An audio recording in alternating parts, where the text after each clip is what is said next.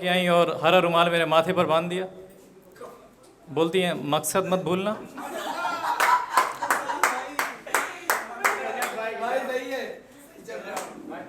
बस थोड़ी दूर मैं निकला था, मामी का फ़ोन आ गया। मामी बोलती हैं जीशान सुना है तुम लखनऊ आ रहे हो, कुछ मीठा लेते आना। तो मैं अपना कज़िन ले आया।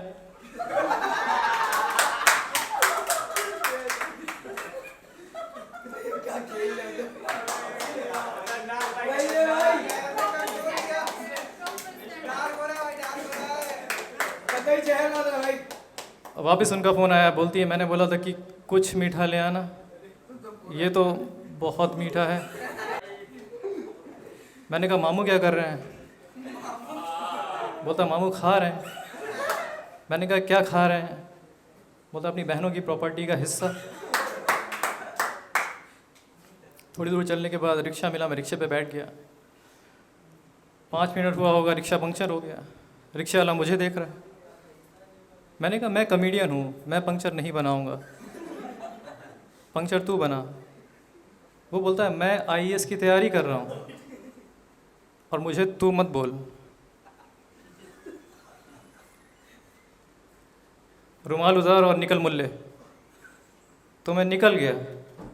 स्टेशन पहुँचा, मुझे मम्मी पापा की बात याद आई कि हम कागज़ नहीं दिखाएंगे, तो मैंने टिकट नहीं लिया।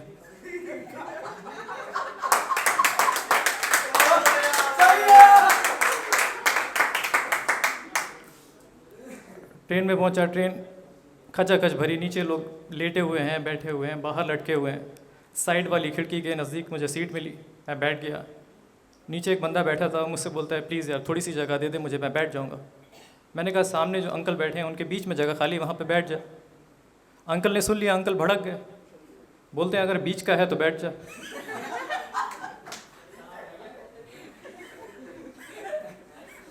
तो वहाँ पे मेरा कज़िन बैठ गया।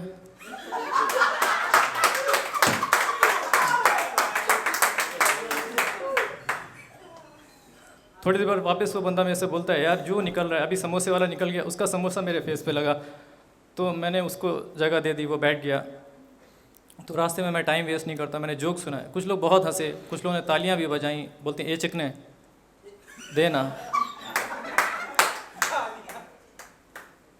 तो जैसे आप हंसे ऐसे मैं हंस दिया था। तो उसने मुझको ऐसे पकड़ा और मुझको बोलता है कि 10 रुपये निकाल, नहीं तो तेरे तीनों गोटे नोच लूँगी। तो इत्तेफाकन मेरा कज़िन उसको जानता था, तो बोलता भाई है हीना, छोड़ दो उसे। तो हीना ने मुझे छोड़ दिया।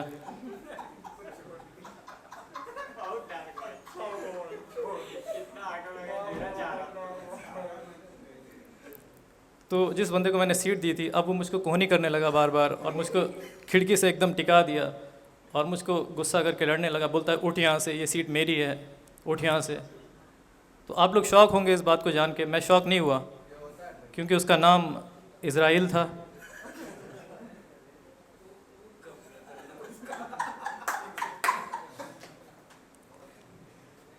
सारे रास्ते बच्चों को मारता हुआ आ रहा था, पॉकेट में अरबी भी थे। तो मैं वहाँ से उठ गया, मैं गेट के पास एक दादी बैठी थी, मैं उनके पास चला गया। मैंने उनको बॉटल में पानी पिया, उनको पानी दिया, बॉटल दी उनको। मैं वहीं बैठ गया गेट के पास में। कुछ बूंदें मेरे माथे पर पड़ी, मुझे लगा बारिश होगी, बारिश नहीं हुई। 1-2 स्टेशन गुजरे, वापस से मेरे ऊपर बूंदें पड़ी चेहरे पर। तो मैं समझ गया कोई पहले वाले डिब्बे में वॉमिट कर रहा है। मुझे गुस्सा आया, मैं उस डिब्बे में गया, मैं चिल्ला के बोला इस डिब्बे में वॉमिट कौन कर रहा है? तो पीछे से एक बूढ़े बाबा आए, उन्होंने मेरे कंधे पे हाथ रखा, बोलते बेटा वॉमिट कोई नहीं कर रहा है, वो छोटा बच्चा देख रहे हो जो बैठा है। तो उसने सुसु किया है। तो मैं वहाँ से चला आया, मगर पता नहीं वो दाल का टेस्ट किस चीज़ का था।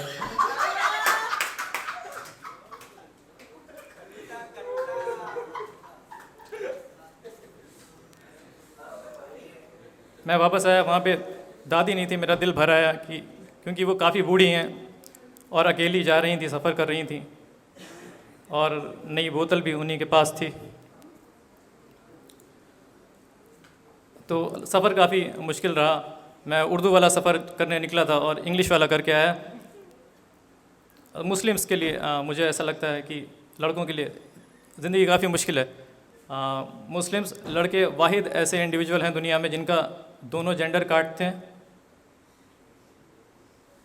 कुछ लोग चील दिखा के और कुछ लोग सपने दिखा के।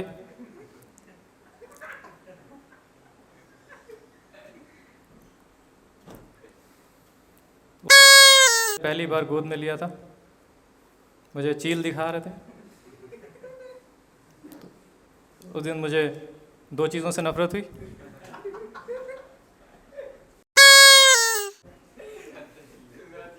दूसरा चील,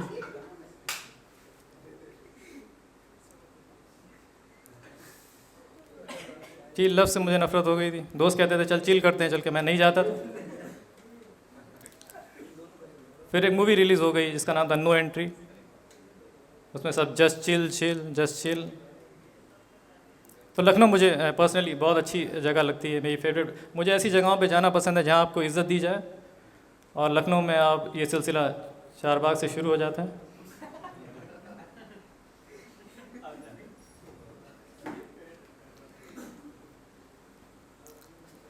तो लखनऊ के बारे में ये चीज़ बहुत मशहूर है कि मुस्कुराइए आप लखनऊ में। तो मैं लखनऊ आया, मैं मुस्कुराया। मैं जिसको देख रहा हूँ मैं मुस्कुरा रहा हूँ, जिसको देख रहा हूँ मुस्कुरा रहा हूँ। फिर कुछ अजीब हुआ, एक बंदे ने मुझसे रेट पूछ लिया।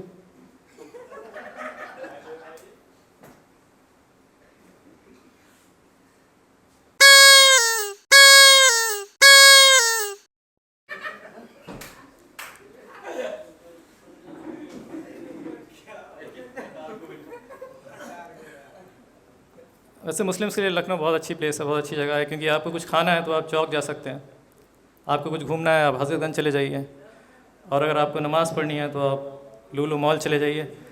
Thank you guys, this was my time. Please welcome our host Alisha ma'am. Thank you so much.